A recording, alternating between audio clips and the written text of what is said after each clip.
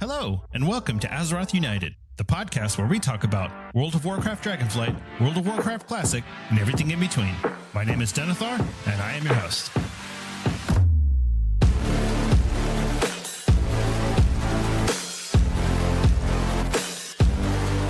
Welcome everyone to Azeroth United. Thank you so much for joining us today.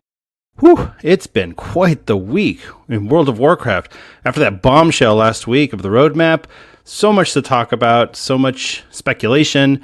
I did an entire show on the roadmap a couple days ago filled with incomplete and incorrect predictions. So if you want to check that out, please, it's episode 13.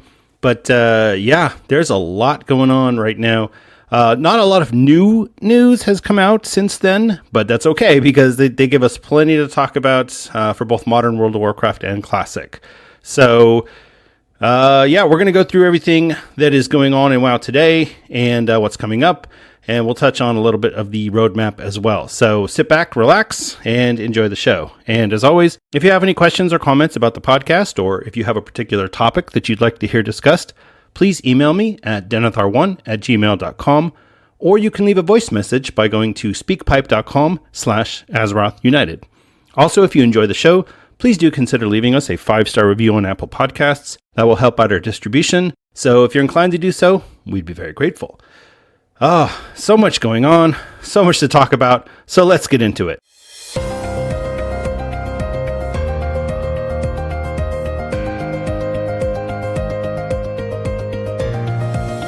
It's time for the news. In Blizzard news, the Blizzard holiday sale is up, so you can get discounts on various mounts, pets, transmogs, and game services until January 1st. So if you're inclined to spend some of your money on World of Warcraft items, or maybe there's somebody in your life who didn't get a Christmas gift and you're like, hey, here, have a mount.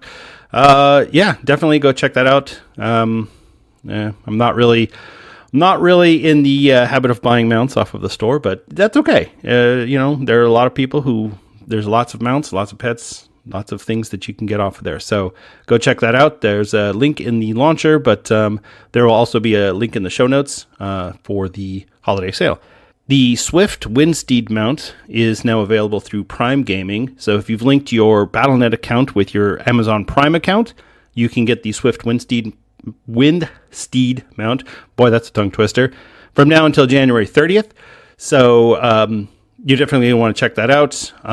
If you have not linked your Battle.net account to your Amazon account, I do have a link from Blizzard on how to do so in the show notes as well. So go ahead and check that out. In Wrath Classic news, the Ruby Sanctum raid will launch on January 11th. Yay! No one cares. Sorry, Wrath, you're dead. It's over. The Ice Crown is done, and that's pretty much it. And a lot of people are now abandoning Wrath because they don't want to do Cataclysm. But we'll get into that later. So, yeah, like I said, not a lot of news coming out this week. They definitely hit us hard and hit us strong with the roadmap last week. So, yeah, I think they're probably enjoying a well-deserved Christmas vacation right now. Not a lot. Probably got the skeleton crew in there just to do maintenance and some of the technical back-end stuff. So, yeah, I don't expect to hear anything new from Blizzard until after New Year's. So, yeah, let's just relax and enjoy the week, and we'll go from there. So, on to this week in World of Warcraft.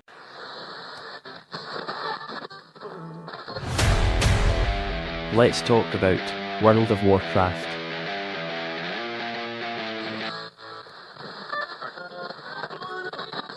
In Dragonflight this week, we have Season 3, Week 7.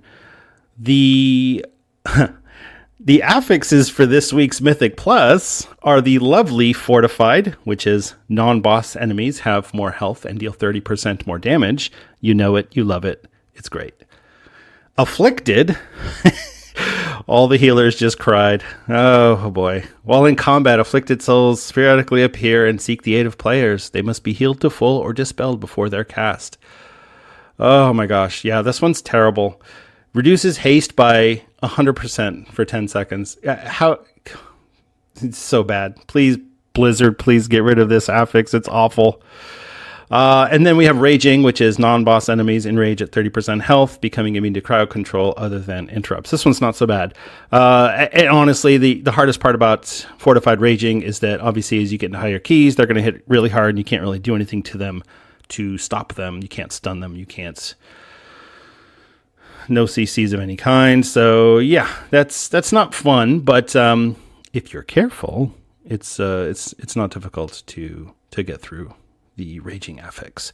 So good luck, and may your vault treasures be something that you need an upgrade in. The Winter Veil event will continue on through January 1st. Make sure you go pick up your gift from Great Father Winter in Orgrimmar or Ironforge.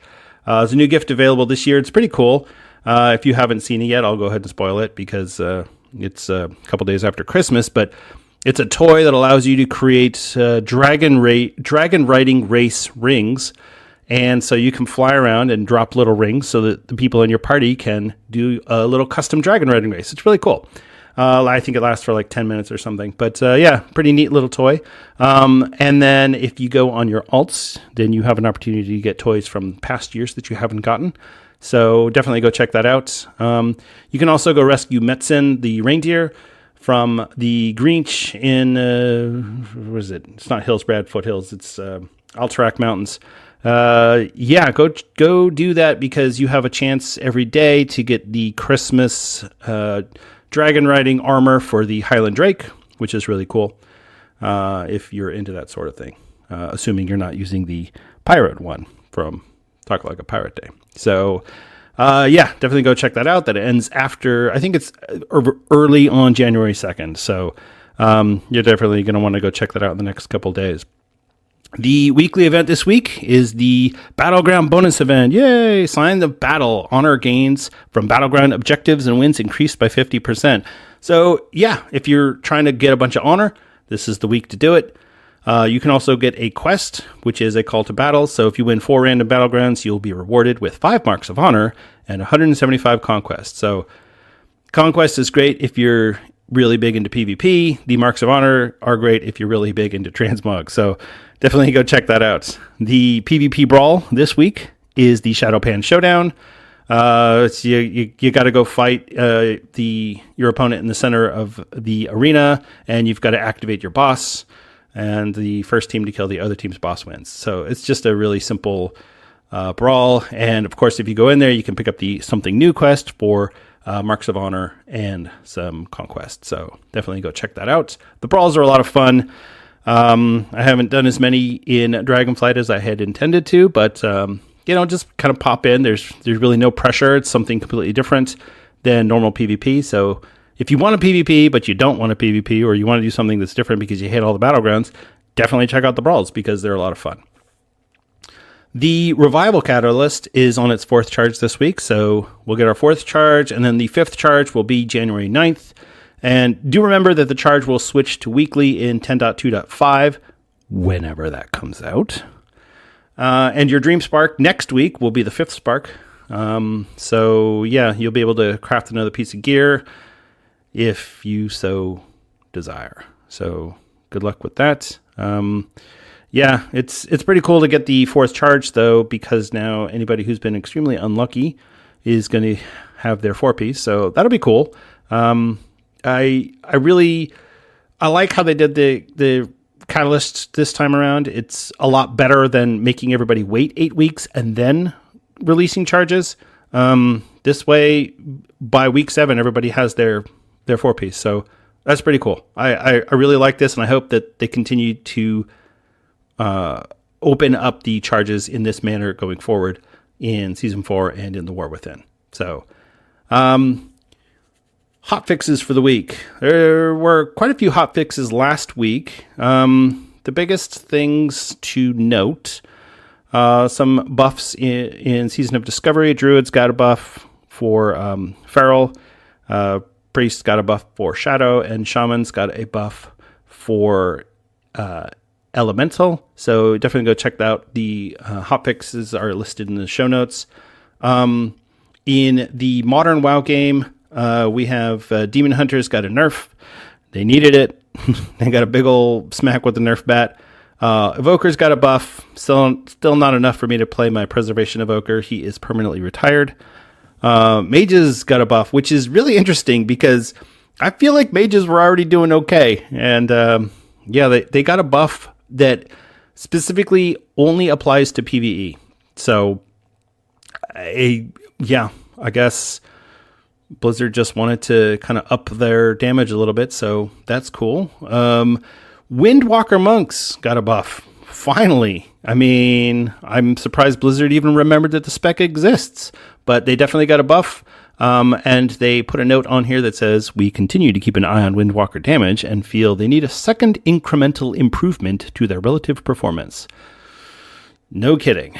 So yeah, that's pretty cool. I did do a Mythic Plus with a Windwalker the other day who was doing crazy damage. So, I think this is good. They definitely needed that. So, Mistweaver's got a little bit of a nerf, and they also needed that because they were way out healing everyone else. Let's see what else we got. Retribution Paladins, Shadow Priests, Holy Priests all got buffs. Assassination Rogues got a slight nerf, which is a 3% damage reduction. Not huge, but definitely just trying to balance the scales out. Shaman and Warlocks.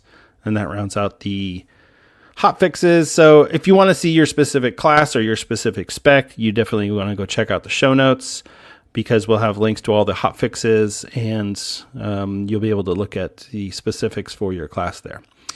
We got some nerfs on Emirdasil for Farak and Smolderon. So it's just on Mythic difficulty. So this is the point in the cycle where they start to nerf the bosses that are really tough on Mythic so that more guilds can kill it, because pretty much everyone who's done Cutting Edge at this point who can has done it. And so now they need to reduce the boss damage and abilities so that more guilds can get in there. I really feel like that they need to just do a tournament realm.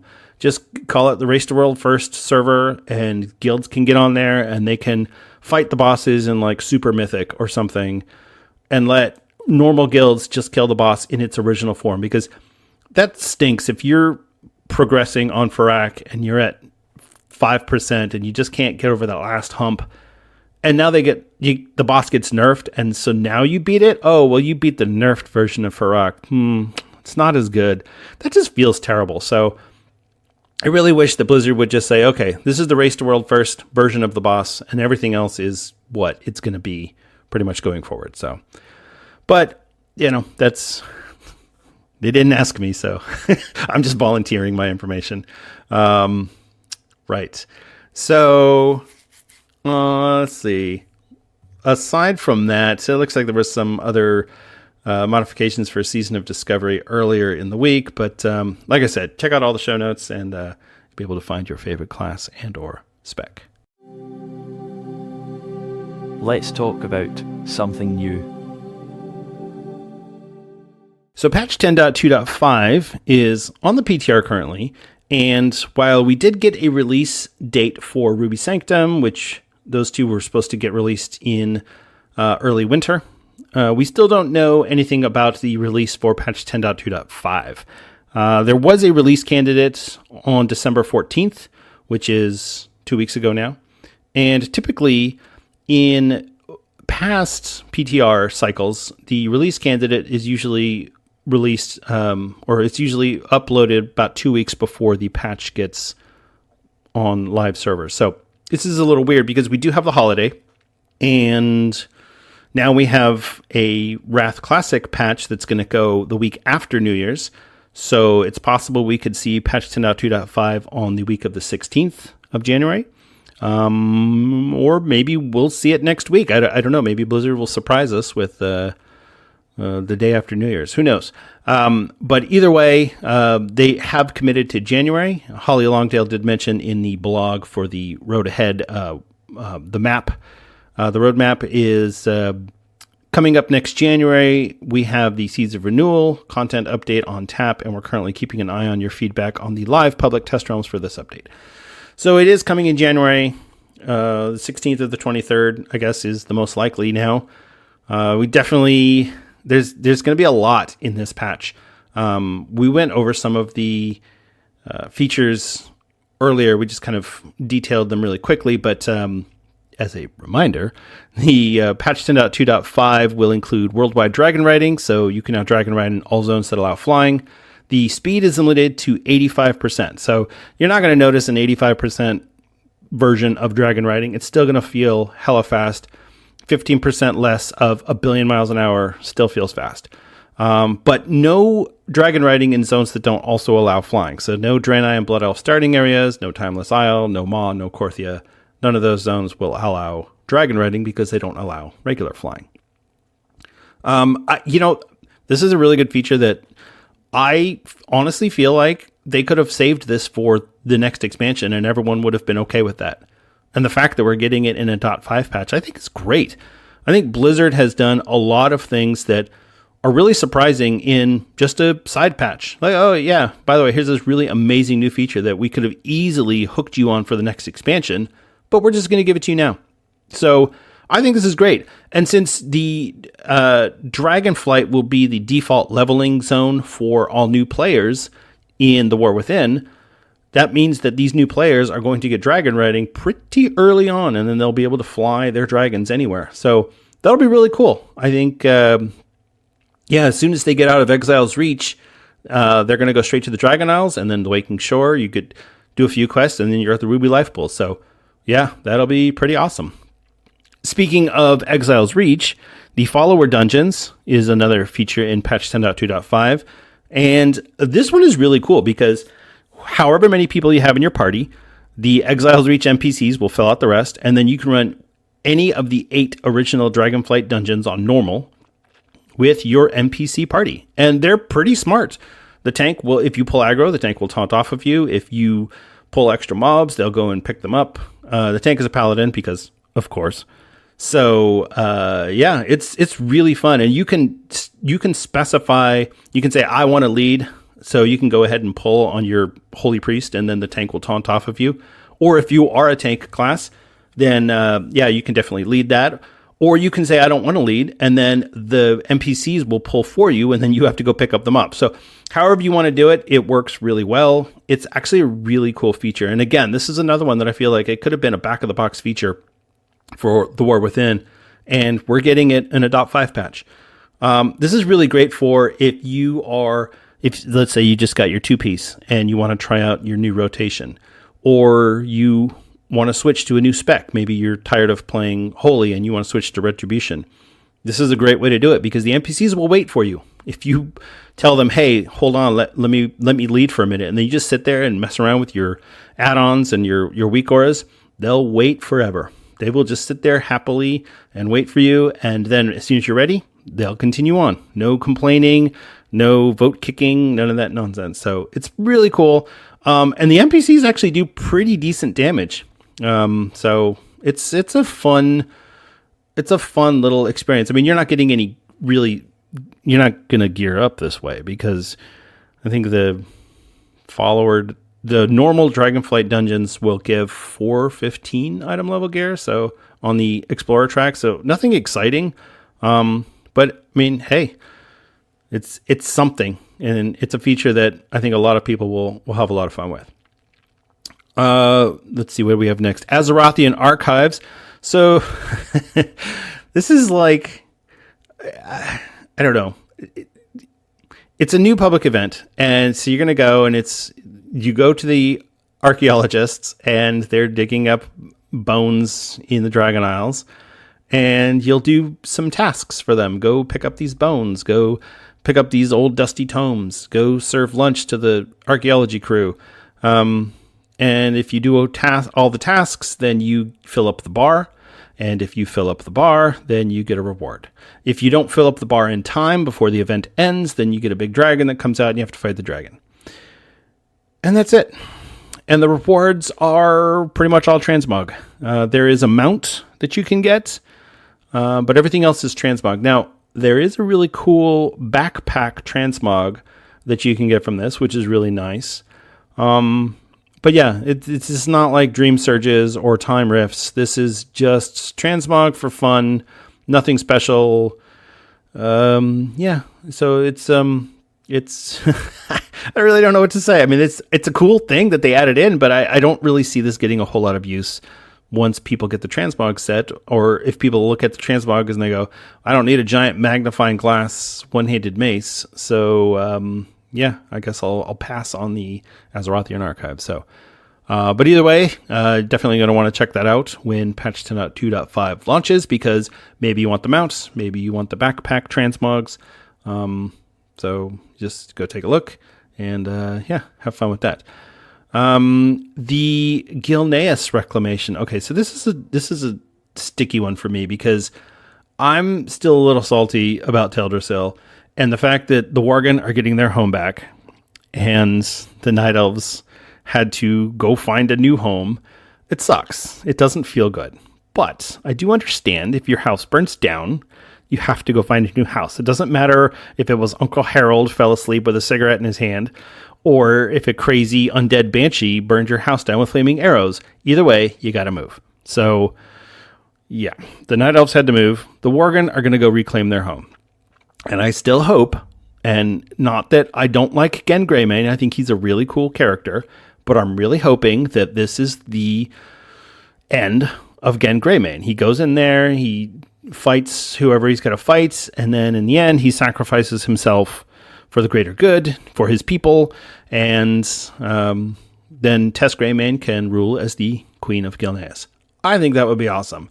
Gen really hasn't had anything to do since Battle for Azeroth, and quite honestly, I don't really see him doing a whole bunch going forward, so I hope they take this opportunity to kill him off and bring in some new interesting characters. So yeah, I'm sure this is going to be just a short quest line followed by a scenario in which we're going to fight against different NPCs, and I guess there will be a usable Gilneas on the map after this. I don't know, because Blizzard has hidden some of the finale of this particular feature, so we'll have to see what happens when this patch launches. Speaking of the Night Elves, yeah, so they're getting their new home, which is Belameth, which is on Emirdasil, the World Tree. They've got a little town there. They've got a harbor. And as I mentioned previously, the Horde are able to go there because it is a sanctuary city, but they do have a debuff on them that indicates that they are being watched. So don't screw around. If you start causing trouble, you will be taken out by the Sentinels. So I guess at some point we could change it so that the Horde's not allowed if the factions go back to war. But honestly, at this point, I feel like the faction conflict is so old and nobody really cares. So that's fine. Let the Horde come and hang out in Belameth. That's fine. I won't be there, so the Horde can stay there. That's fine. Oh, I didn't mention this earlier, but along with dragon flying in the Old World, the Drakthir will get a dragon flying option for their characters. So this will be really cool, because right now Soar is absolute garbage. Just another reason why I don't play my Drakthir. But yeah, Soar is terrible. You get 1 up and 2 forward, and that's it. You're done. So they will get full dragon flying now. So they'll get their vigor bars. They'll get the whole thing. So that'll be really cool, because it didn't really make any sense to have a dragon who can't really flying on another dragon. What? This didn't make any sense. So I'm glad to see that's coming in. That will be really cool. And then we're going to get a Dragon Isle epilogue quest line. Yeah, it's, I'm still a little bitter that we are getting a season 4 of Remix rather than continuing the storyline and with a new raid and whatnot. I like Farak. He's a really cool villain.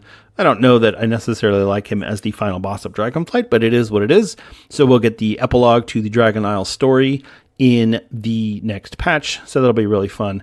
And yeah, whatever. If you haven't done the story because you're too busy doing arenas or Mythic Plus, yeah, I would go check it out. It's worthwhile. The only issue that I have with the storyline is that it's hidden behind Renown. And I find that that's a very poor way to handle the story, because then you have players who didn't do the Renown because Blizzard told us it wasn't necessary, and now they're being forced to do so if they want to see the story. So I don't know. I kind of hope that is something that goes away and they just give us the story. Time gate the story. That's fine. Have it, you get a new chapter every week. I'm fine with that. I don't care about getting all the story at once.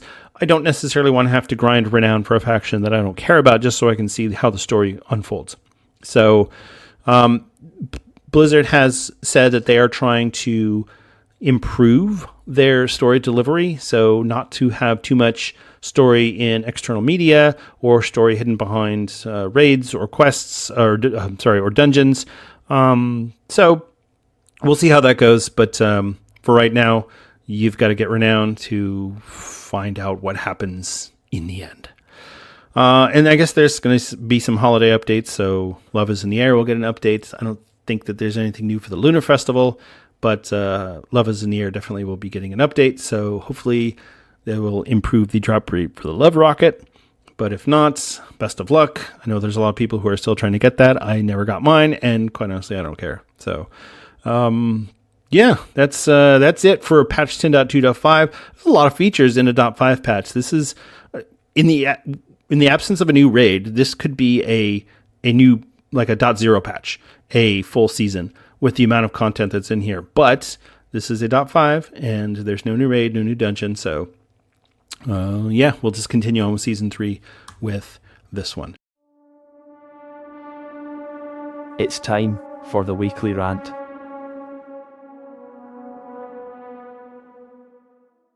So this week, in lieu of a rant, I thought I would do a World of Warcraft in 2023, a review. Yeah, there was a lot of World of Warcraft in 2023, and as we talked about last week, there's going to be even more World of Warcraft in 2024. But I just wanted to kind of touch on some of the highlights and some of the best of and maybe some of the worst of World of Warcraft throughout the year. We got a lot of WoW this year. Not only did we get 2 new .0 patches in Dragonflight, we got 3 patches in Wrath Classic. So we got Ulduar, Trial of the Crusader, and the Icecrown Citadel patches. In addition, we got the Embers of Neltharion, the Aberrus raid, and the Guardians of the Dream, the Amir Dusul raid. Also, we got Classic Hardcore, and we got Season of Discovery. So we got a lot of World of Warcraft. And not only that, there was the longest period of time before a large update to World of Warcraft. The largest period in between 2 updates was 56 days. 56 days. This is like vanilla timeline when they were releasing new content every few weeks. But the content they were releasing in vanilla was all garbage because they didn't know what they were doing. This is crazy fast that we're getting content. They said they want to do every 8 weeks, and they pretty much did every 8 weeks. We got I believe it was the 10.1.0 patch was a good 12 weeks or so, 11 or 12 weeks, until the 10.1.5 Fractures in Time. But, they got really close with how they were releasing content. And their plan going forward is to release the content even faster. We're talking about 5 Season of Discovery updates. We're talking about Cataclysm Classic launching, and they're going to do 2 content updates before the end of the year. We're talking about a new expansion, The War Within, that's going to release at the end of summer. This is absurd. And we're going to get a .5 patch in The War Within before the end of the year, before the 20th anniversary of World of Warcraft. So the amount of content that has come out in the past year and that will come out in the next year is just mind-boggling. If you compare that to Shadowlands and how we went, there was a point where I think we went 230 days with no new content. We were just sitting there in Korthia doing nothing. It was so bad. And I know a lot of people are like, well, honestly, Shadowlands wasn't that bad. You know what? The final version of Shadowlands, where we had Zereth Mortis and we had the Sepulchre, the first ones, that wasn't so bad. I didn't mind the last season of Shadowlands, or the last 2 seasons of Shadowlands, where we could change our covenants. We could, there was so much content. There was so much to do. I really, really enjoyed the end of Shadowlands. But the first year of Shadowlands was god-awful. It was so bad.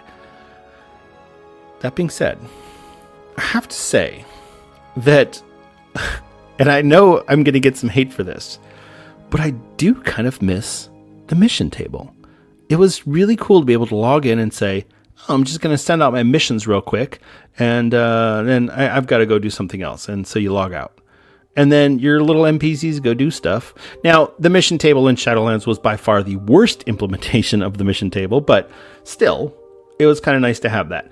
Versus in Dragonflight now, where if you want to go do something, you have to go and do something. You can't just say, oh, let me just go knock out a Farak Assault real quick. No, you got to buckle up, put on your pants, and let's hit this hard, because this is going to be 30 minutes of fighting these guys and slogging through it and waiting for Farak to fly across the zone before you get the minion dragon, and you have to fight him, and he's knocking everyone around, and that's rough. And I like the rewards, but I feel like this Super Bloom is a really good example. I feel like they could have implemented the Super Bloom in a much less threatening way. So pull it back a little bit. Let's make this a little more palatable. But that's the problem with what we've gotten. We've gotten so much content in Dragonflight that we're nitpicking the quality of the content instead of saying we haven't gotten any content. We got okay. So in the first patch or the launch of Dragonflight, we had the Primalist Storms event. Plus we had the Hunt. Plus we had the Feast. Plus we had the Assault on Dragonbane Keep. There was a lot that we got in that first in the launch patch. Then we got the Primalist Future in patch 10.0.5. Then we got the Zascara Vaults in 10.0.7. Then we got the Farak Assault and Researchers Under Fire in 10.1.0. Then we got the Time Rifts in 10.1.5. Then we got the Dream Surges in 10.1.7. Now we have the Super Bloom and the Emerald Frenzy in 10.2. There's no way that anyone a year and a half ago was looking at the future of World of Warcraft and thinking, yeah, we're probably going to get like a good 8 world events that are timed and that you can do and that you can get gear from. That's probably what's going to happen. Nobody thought that. And here we are now in December, a year later, crying over, oh, well, there's too much content. There's too much to do. And it's too long. Seriously, people, we are eating so well right now, and we have no cause to complain. Now, if we want to offer some constructive feedback, like, hey, Blizzard, you could clean this up a little bit, that's fine. But man, we have gotten so much. I am so thrilled with Dragonflight. And as I said previously, Dragonflight would easily have been my top expansion of all time if it weren't for the truncated Season 4. That's the only thing that knocked it out of the top spot for me. But otherwise, this is one of the best expansions they've ever launched. And when you consider the fact that they are also simultaneously running Wrath of the Lich King Classic, Hardcore, and Season of Discovery, it's crazy. Blizzard has a great team now for World of Warcraft. A team that, honestly, a few years ago was kind of crappy. I'm just saying. I don't want to dog on anyone, but they weren't exactly hitting out of the park. They had more misses than hits. It was a rough time for World of Warcraft. You know, we're talking at the end of Legion, Battle for Azeroth, beginning of Shadowlands era. It was rough, but they've recovered.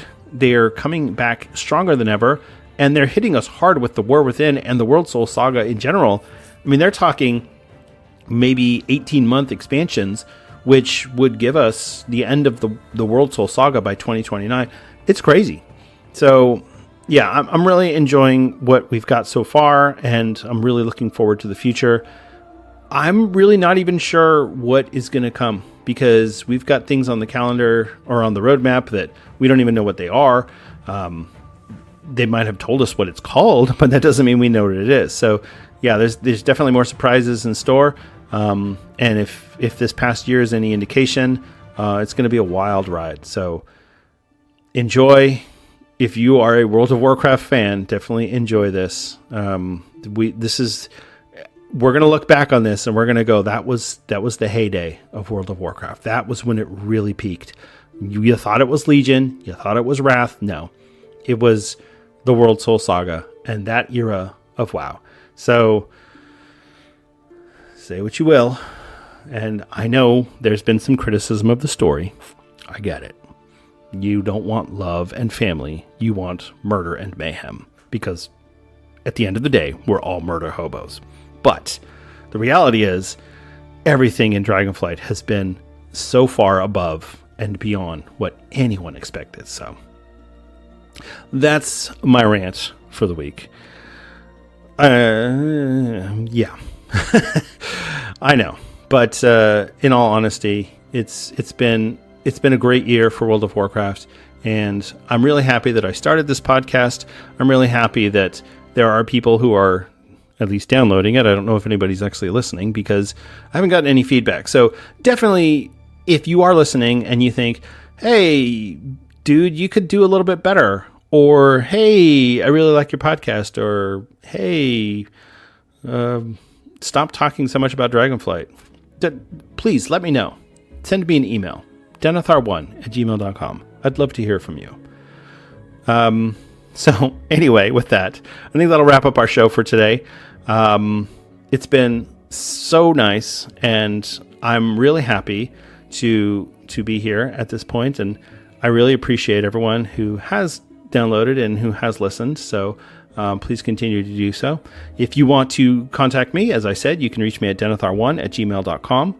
I do sometimes occasionally stream on Twitch, so that's Denethar01. Or you can check out my YouTube channel, which is at Denethar01. I don't do the X Twitter thing anymore. I gave up on that a long time ago. So if you want to contact me, those are the ways. And yeah, that's it. So thank you so much for listening. I really appreciate it. And I'll see you in Azeroth.